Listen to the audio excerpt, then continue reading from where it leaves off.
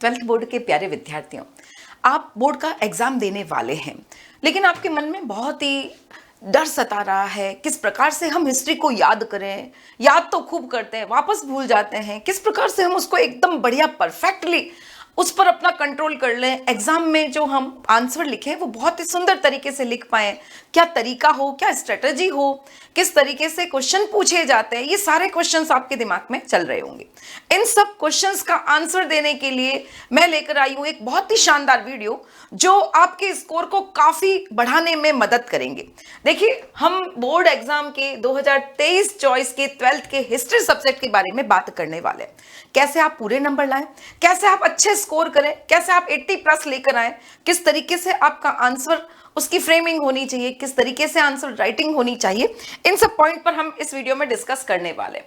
देखो, किसी काम को जब तक करोगे ही नहीं तब तक ऐसे ही लगेगा हिस्ट्री तो याद ही नहीं होती, कितना भी पढ़ लो हिस्ट्री तो भूल जाते हैं। हिस्ट्री में पूरे नंबर छोड़ करके 80% लाना भी बहुत मुश्किल है। नहीं बच्चों, ऐसा नहीं है। एक बार आप मेरे तरीके से पढ़कर देखो, आपको बहुत मजा आएगा। सबसे पहली चीज क्या है, टाइम को मैनेज करना आना चाहिए। हम बैठ गए मोबाइल लेकर, घंटों रील चला रहे हैं, घंटों एक के बाद एक अपने आप चलती जा रही है और हम बैठे। आज का दिन गया, एक दिन गया आपका। 5 नंबर का जो क्वेश्चन आप तैयार कर सकते थे, 10 नंबर की तैयारी कर सकते थे, वो गया। समय वापस लौट कर नहीं आएगा। तो सबसे इंपॉर्टेंट है बोर्ड के विद्यार्थी के लिए टाइम पर बहुत ज्यादा फोकस करना चाहिए। कैसे टाइम को मैनेज करना है यह आपको अब आ जाना चाहिए। मैं आपकी मदद करूंगी कैसे आप टाइम मैनेज करिए। इसी के साथ सिलेबस सबसे इंपॉर्टेंट चीज है। आपको अपना पाठ्यक्रम पूरा ध्यान होना चाहिए। एनसीईआरटी ने 2023 चॉइस के एग्जाम के लिए कुछ चैप्टर हटा दिए हैं। कौन सा पोर्शन डिलीटेड है, डिलीटेड पोर्शन जरूर पढ़ना चाहिए, ज्ञानवर्धक होता है, ज्ञान हमेशा हमें लेना चाहिए। लेकिन यह ध्यान रखिए, कल बोर्ड का पेपर है, हम डिलीटेड पोर्शन पढ़ रहे हैं, हमें पता भी नहीं है कि यह पोर्शन एग्जाम में नहीं पूछा जाएगा। तो बहुत अच्छे से हमें अपना सिलेबस पूरी तरीके से कंठस्थ होना चाहिए, 100% याद होना चाहिए। चलिए आगे चलते हैं। अब बात करते हैं क्वेश्चन पूछेंगे कैसे। आप पढ़े जा रहे हो, 25 पेज का चैप्टर है, उसको पढ़े जा रहे हो, ऐसे नहीं पढ़ना है। क्वेश्चन किस तरीके से पूछेंगे हमें उसी तरीके से ही तो आंसर देना है, तभी हम अच्छा स्कोर कर पाएंगे। तो टाइप ऑफ क्वेश्चंस जो है वह बिल्कुल क्लियर होने चाहिए और क्या स्ट्रेटेजी रहने वाली है वह भी मैं आपको बताने वाली हूं। चलिए, सबसे पहली जो टाइम मैनेजमेंट है, सबसे इंपॉर्टेंट बात उस पर डिस्कस करते हैं। आप सभी स्कूल जाते हैं, 6 घंटे नेट आपके स्कूल के 100% लगते ही लगते हैं। और इसके अलावा आपका डेली रूटीन का जो आप सुबह उठते हो, स्नान करते हो, डेली रूटीन के वर्क करते हो, उसमें 2 घंटे मान लिए। वैसे 2 घंटे लगते नहीं है, फिर भी मैंने 2 घंटे मान लिए कि भाई उसको अलग कर दो। अब बात करते हैं, आप उत्कर्ष की जो कोचिंग ट्यूशन ले रहे हो, आप कहीं अदर से ले रहे हो, तो 2 घंटे 3 घंटे आपके उसमें से लग जाते हैं। ठीक है, चलिए उसके बाद में ऐसा मैं मानती हूँ कि बच्चा स्कूल से आया, थक गया है, परेशान हो गया है, तो 1 घंटा उसको रेस्ट, आधा घंटा भी कर सकते हो, लेकिन मैंने 1 घंटा आपको रेस्ट का भी दे दिया है। अब बात करते हैं बढ़िया नींद। जब बढ़िया नींद लेकर उठोगे तभी तो फ्रेश माइंड से बढ़िया तरीके से पढ़ पाओगे। तो 7 घंटे सफिशिएंट है, मोर देन सफिशिएंट। इससे ज्यादा नींद लेने की आवश्यकता नहीं है। अभी यह वो समय चल रहा है जब खूब मेहनत करनी है। अपनी बॉडी को जिस तरीके से आप आदत में लाओगे वैसा ही आदत में अपनी बॉडी आ जाएगी। तो कोशिश करिए खूब मेहनत करने की, थोड़ी नींद कम करके अपने सपनों को पूरा करने का जुनून जो है वह दिल में जगाइए। चलिए आगे चलते हैं। अब बात करते हैं, जब हम इन सबको ऐड करके 24 में से माइनस करते हैं, तब भी आपके पास अब भी 5 घंटे हैं, जो बहुत बहुत बढ़िया है। इससे ज्यादा नहीं चाहिए। 5 घंटे अगर आप सेल्फ स्टडी कर लेते हैं तो मुझे नहीं लगता कि इससे ज्यादा नंबर आपको 100 में से 100 नंबर लाने के लिए इससे ज्यादा पढ़ना पड़ेगा। इससे ज्यादा पढ़ने की आवश्यकता नहीं है। और इन सब से निकाल करके हमारा संडे जो है वह तो रह गया है ना। संडे का दिन पूरा पूरा आपका है जो 100% जो है यूज करना है। ऐसा नहीं कि संडे है तो हम मौज मस्ती कर रहे। हाँ, वीक में एक बार आपने, 2 वीक में एक बार आपने, महीने में एक बार कोई मूवी देख ली तो मैं मना नहीं करूंगी, जरूर देखिए। लेकिन संडे को हमेशा खराब नहीं करना है। उसको सबसे ज्यादा हमारे लिए कीमती दिन कौन सा है, जब आप इन सब बंधनों से मुक्त हो। आप सुबह 4 बजे उठ करके एक चैप्टर को बढ़िया तैयार कर सकते हो। आप आराम से 10 बजे तक पढ़ सकते हो, खाना खा के फिर रेस्ट करके एक चैप्टर और तैयार कर सकते हो। तो संडे के दिन पूरा रिवीजन, बहुत अच्छे से तैयारी आपको करनी चाहिए। तो संडे को भी इसमें हम हर महीने में 4 संडे आपके आते चले जाएंगे और उस संडे में अपना बैंक बैलेंस जो है वो मजबूत बनाते चलेंगे। चलिए अब बात करते हैं सिलेबस की। सिलेबस क्या है? पूरे इंडिया वाइड जो सिलेबस है वह यही है। ऐसा नहीं सोचना है कि हमारे स्टेट में ये है। यह एनसीईआरटी का सिलेबस है, वह मैं बता रही हूं। एनसीईआरटी ने जो चैप्टर डिलीट कर दिए हैं वह बोर्ड एग्जाम की दृष्टि के लिए अभी महत्वपूर्ण नहीं है। तो ध्यान रखोगे, फर्स्ट चैप्टर आपका हड़प्पा सभ्यता, सेकंड चैप्टर आपका राजा किसान नगर, थर्ड बंधुत्व जाति वर्ग, फोर्थ विचारक विश्वास इमारतें, फिफ्थ जो है समाज के बारे में यात्रियों के नजरिए और भक्ति सूफी सिक्स्थ चैप्टर है, सेवेंथ विजयनगर साम्राज्य, एट्थ जो है किसान जमींदार और राज्य, नाइन्थ देखो यहां पर 9 चैप्टर जो था आपका वो डिलीट हो गया। अब 9th जो है थर्ड बुक का हो गया है। 3 किताबें हैं आपके कोर्स में। थर्ड बुक का उपनिवेशवाद आपका 9th हो गया है। 10वां विद्रोही और राज, चौथा हमारे प्यारे महात्मा गांधी और 12वां संविधान हो गया। विभाजन वाला चैप्टर भी डिलीट हो गया है, उसको भी पढ़ने की आवश्यकता नहीं है। यहां पर 9 चैप्टर डिलीट हो गया और एक औपनिवेशिक शहर वाला जो चैप्टर था वह 12 नंबर पर हुआ करता था, वह भी हट गया। अब बात करते कैसे कैसे क्वेश्चंस आपके एग्जाम में पूछे जाएंगे। तो सबसे पहला जो है आपके ऑब्जेक्टिव टाइप क्वेश्चन पूछे जाएंगे, जिसमें आपको 4 ऑप्शन दिए जाएंगे, उसमें से एक आपको राइट आंसर जो है वह लिखना है।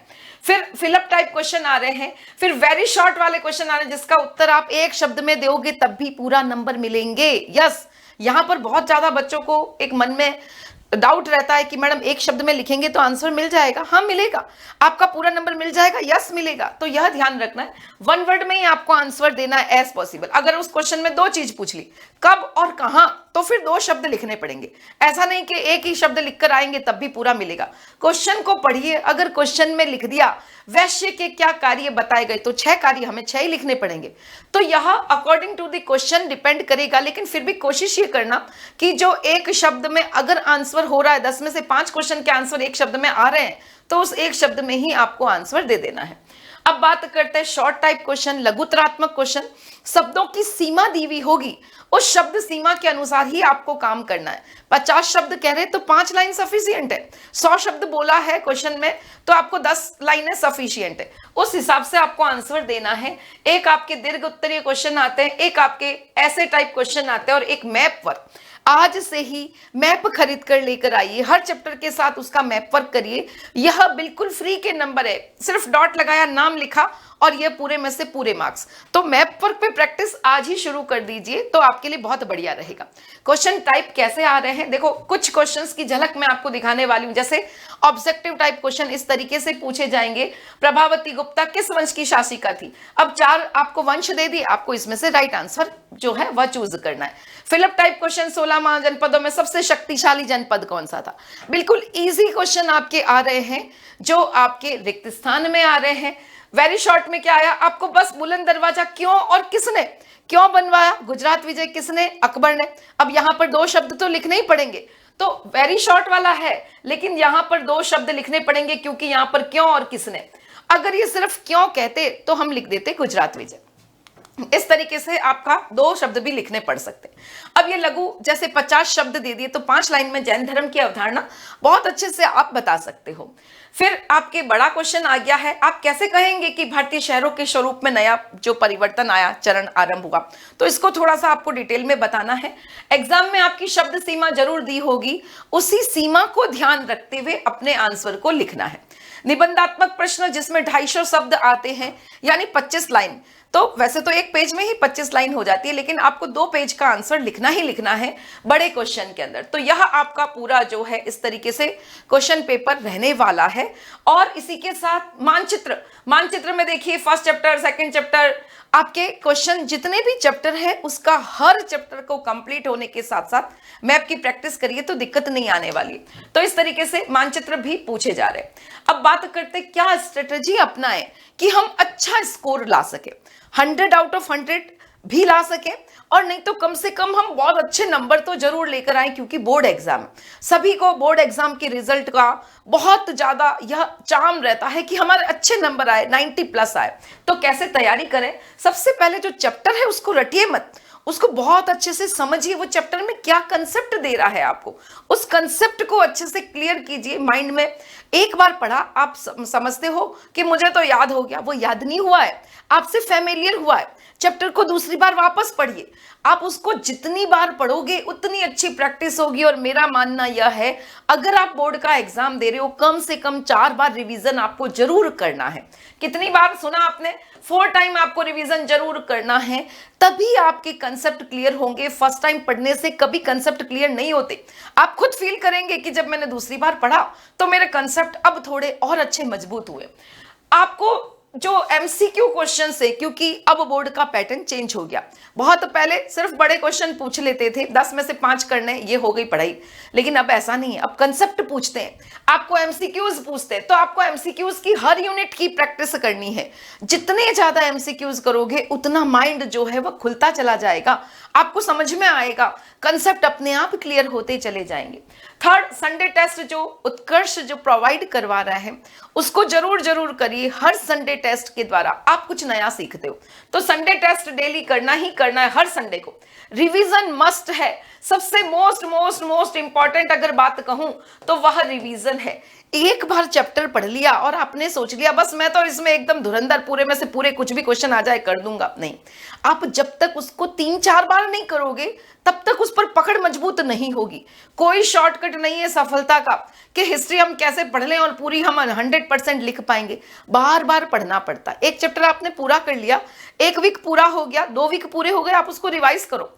आप उसको 1 घंटा ही दो, कभी एमसीक्यू लेकर बैठ जाओ, कभी आप उसकी कोई थ्योरी पढ़ लो, लेकिन उस चैप्टर को अनटच नहीं रखना है कि हमने पढ़ लिया अब उसको रख दिया कि ये तो हमारा पूरा हो गया। मैथ्स नहीं है, आपको वापस उसको करना ही होगा, तभी आपकी उसकी पकड़ जो है मजबूत हो पाएगी।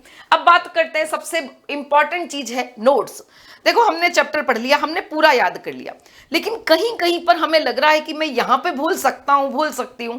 आप अपने शब्दों में, ओन वर्ड्स, यहां पर यूं नहीं कि किसी टीचर के नोट्स ले लिए, कहीं से कोई नोट्स उठाकर हमने उसको यूज कर लिया, नहीं। आप देखिए, आप इस क्वेश्चंस में क्या हेडिंग बना करके उस क्वेश्चन को पूरा याद कर सकते हैं। मान लीजिए कोई बड़ा क्वेश्चन है, आपको लिखना है, लेकिन कहीं ना कहीं आप जरूर भूल जाओगे। तो जहां आप भूल रहे हो, आप खुद हाथ से लिखकर देखो तो आपको पता चलेगा कि मैं यहां पर भूल रही हूं, मैं यहां पर भूल रहा हूं। तो आप अपने हिसाब से नोट्स बनाओ कि यह मैं एग्जाम के 1 दिन पहले देखूंगा तो मैं उसको अच्छे से जेरोक्स कॉपी जो है बिल्कुल वहां पर एग्जाम में कर सकूंगा। तो आप उन नोट्स को अपने हाथों से लिखिए, तभी आप जो है उस क्वेश्चंस पर और अपने उन टॉपिक्स पर जो है कंट्रोल कर सकेंगे। सबसे इंपॉर्टेंट है राइटिंग स्किल, खूब सारा लिखना पड़ेगा, बहुत सारे क्वेश्चंस जो है आपके आएंगे। बहुत जरूरी है, आर्ट्स के विद्यार्थी को डेली 5 पेज तो लिखने की प्रैक्टिस होनी ही होनी चाहिए। डेली आपको 4-5 पेज लिखने हैं। आपने आज एक टॉपिक तैयार किया, बढ़िया, अब आप उसको लिखकर देखिए। देखो, आप सुनते हो ना तो बहुत इजीली सुन सकते हो, लेकिन जब आप लिखोगे ना तो जब तक आपका माइंड उसमें पूरा डूबा हुआ नहीं होगा आप नहीं लिख सकते। बहुत अंतर है लिखने में और याद करने में। आप कहोगे मैडम मैंने तो पूरा याद कर लिया कोर्स, मुझे बहुत अच्छे से सब चैप्टर याद है। नहीं याद है, जब आप लिख कर देखोगे ना फिर आप उसको अपनी बुक से मैच करके देखना, अरे ये लाइन तो छूट गई, अरे ये लाइन तो छूट गई, फिर आप नोट्स बनाना कि जहां जहां पर मैं स्किप कर जाता हूं वहां वहां मुझे नोट्स में लिखने की आवश्यकता है। मेरी एक ऐसी डायरी हो जहां पर मेरी कमियां हो, जहां पर मैं भूल रहा हूं, भूल रही हूं, वो मैं नोट कर लूं ताकि मैं एग्जाम में वो नहीं भूलूं। जब आप बार बार देखोगे ना फिर आप उसको अच्छे से याद रखोगे, फिर नहीं भूलोगे। तो बहुत इंपॉर्टेंट है, अपनी राइटिंग प्रैक्टिस जो है उसको बढ़ाओ। जितना ज्यादा लिखोगे उतनी प्रैक्टिस बढ़ेगी, उतना आपका आंसर जो है पक्का एकदम याद हो जाएगा। अब बात करते हैं सिटिंग प्रैक्टिस, बहुत इंपॉर्टेंट है। अब आप 12th स्टैंडर्ड में आ चुके हो, अब यहां से आपका फ्यूचर बनने वाला है। 12th का रिजल्ट हर जगह मायने रखता है, उसको बहुत शानदार बनाना है। इसलिए पढ़ने की, सेल्फ स्टडी करने की प्रैक्टिस डालिए। अपने आप बैठकर 3 घंटे 4 घंटे पढ़कर देखिए। अगर आपको मॉर्निंग में अच्छा लगता है तो सुबह जल्दी उठकर 4 बजे ब्रह्म मुहूर्त में पढ़िए, बहुत शानदार पढ़ाई होती है। और आपको लगता है नहीं मैडम हमें तो बहुत नींद आती है, तो आप रात को पढ़िए, जिस समय आपकी बॉडी में आपको लगे कि मेरी पूरी एनर्जी रहती है। देखो, सबकी अलग अलग तरीके की जो है बॉडी की एनर्जी लेवल रहता है। आपको लगे कि नहीं मैं तो रात को बहुत अच्छे से पढ़ सकता हूँ, बहुत अच्छे से पढ़ सकती हूँ, मेरी एनर्जी बहुत एकदम बढ़िया रहती है, किसी को लगता है नहीं 9-10 बजे के बाद मुझसे तो पढ़ाई नहीं होती, कोई बात नहीं, आप सुबह उठकर पढ़िए। जिस समय दिन में आपको लगता है कि मैं इस समय कंफर्टेबली बहुत अच्छे से पढ़ सकता हूं, उस समय आप अपने पढ़ने का समय चूज करिए और बहुत अच्छे से इस कंसेप्ट को, आप इन सभी चीजों को, इस स्ट्रेटजी को अपनाएंगे तो उम्मीद करती हूं आपके नंबर जो है बहुत अच्छे आएंगे। 100 आउट ऑफ 100 सपना नहीं, रियल में आ सकते हैं अगर आप इन तरीकों से मेहनत करते हो। तो इस तरीके से आप प्राप्त करोगे अपने लक्ष्य को। यस, लक्ष्य प्राप्ति के लिए सिर्फ किस्मत की आवश्यकता नहीं है, हमें जुनून चाहिए। आज ही आपको अपने दृढ़ निश्चय कर लेना है कि नहीं, मुझे तो अच्छे नंबर लाने हैं। बल्कि उस जुनून की आवश्यकता होती है जो आपकी रातों की नींद और दिन का चैन उड़ा दे। तो 100% आप जो है बहुत अच्छा स्कोर कर सकते हो। इसी उम्मीद के साथ थैंक यू वेरी मच।